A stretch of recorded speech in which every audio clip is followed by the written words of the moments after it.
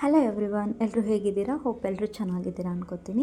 ನಾನಿವತ್ತು ಪಾಲಕ್ ಪನ್ನೀರ್ ಪಕೋಡನ ಮಾಡೋಣ ಅಂತೇಳಿ ಪಕ್ಕದಲ್ಲಿ ಸ್ಟವ್ನ ಆನ್ ಮಾಡ್ತಿದ್ದೀನಿ. ಒಂದು ಕಡಾಯಿನ ಇಟ್ಟು ಅದಕ್ಕೆ ಸ್ವಲ್ಪ ಒಂದು 2 ಗ್ಲಾಸಷ್ಟು ನೀರನ್ನು ಹಾಕಿ ಪಾಲಕ್ ಸೊಪ್ಪನ್ನು ನೀಟಾಗಿ ವಾಶ್ ಮಾಡಿಕೊಂಡು ಅದನ್ನು ಬೇಯಲಿಕ್ಕೆ ಹಾಕ್ತಾಯಿದ್ದೀನಿ. ಒಂದು 2 ಮಿನಿಟ್ಸ್ ಆದರೆ ಸಾಕು. ಪಕ್ಕದಲ್ಲಿ ಇವಾಗ ಸ್ಲೈಸ್ ರೀತಿ ಕಟ್ ಮಾಡ್ಕೊಂಡಿರೋ 200 ಗ್ರಾಮಷ್ಟು ಪನ್ನೀರನ್ನ ಕೂಡ ನಾನು ರೆಡಿ ಮಾಡಿ ಇಟ್ಕೊಂಡಿದ್ದೆ.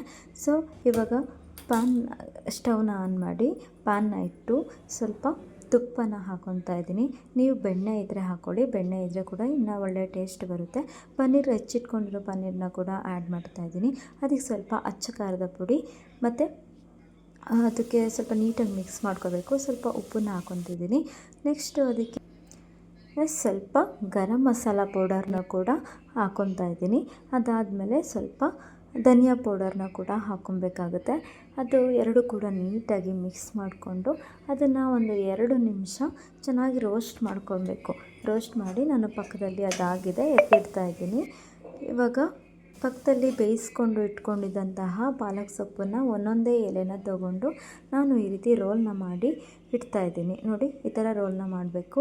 ಈ ಥರ ರೋಲ್ನ ಮಾಡಾದ್ಮೇಲೆ ಪಕ್ಕದಲ್ಲಿ ಸ್ವಲ್ಪ ನಾನಿವಾಗ ಕಡಲೆ ಹಿಟ್ಟನ್ನ ಕಲಿಸ್ಕೋಬೇಕಾಗುತ್ತೆ. 2 ಬೌಲಷ್ಟು ಕಡಲೆ ಹಿಟ್ಟು, ಸ್ವಲ್ಪ ಧನಿಯಾ ಪೌಡರು ಮತ್ತು ಗರಂ ಮಸಾಲ ಪೌಡರು, ಸ್ವಲ್ಪ ಅಚ್ಚ ಖಾರದ ಪುಡಿ, ಒಂದು ಅರ್ಧ ಟೇಬಲ್ ಸ್ಪೂನ್ ಉಪ್ಪನ್ನು ಹಾಕಿ ನೀರನ್ನು ಕೂಡ ಹಾಕಿ ಚೆನ್ನಾಗಿ ಮಿಕ್ಸ್ ಮಾಡ್ಕೊಬೇಕಾಗುತ್ತೆ. ಸೊ ನೀವು ಬಜ್ಜಿಟ್ಟು ಮಾಡ್ತೀರಲ್ವ, ಸೊ ಅದೇ ಮೆಥಡಲ್ಲಿ ಇದನ್ನು ಕೂಡ ಮಾಡಿಕೊಂಡು ಪಕ್ಕದಲ್ಲಿ ಎಣ್ಣೆನ ಕಾಯ್ಲಿಕ್ಕೆ ಇಟ್ಟಿದ್ದೆ.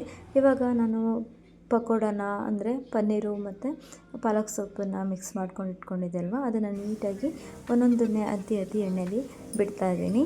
ಸೊ ಇವಾಗ ಆಗ್ತಾಯಿದೆ. ಸೊ ನೋಡ್ತಿದ್ದೀರಲ್ವ ಯಾವ ಕಲರ್ ಬಂದಿದೆ ಅಂತ. ಬ್ರೌನ್ ಕಲರ್ ಬಂದಮೇಲೆ ಎತ್ತಿಟ್ಕೊಂಡು ಯಾರ್ಯಾರು ನಮ್ಮ ಚಾನಲ್ನ ಸಬ್ಸ್ಕ್ರೈಬ್ ಮಾಡಿಲ್ಲ ತಕ್ಷಣ ಸಬ್ಸ್ಕ್ರೈಬ್ನ ಮಾಡ್ಕೊಳ್ಳಿ.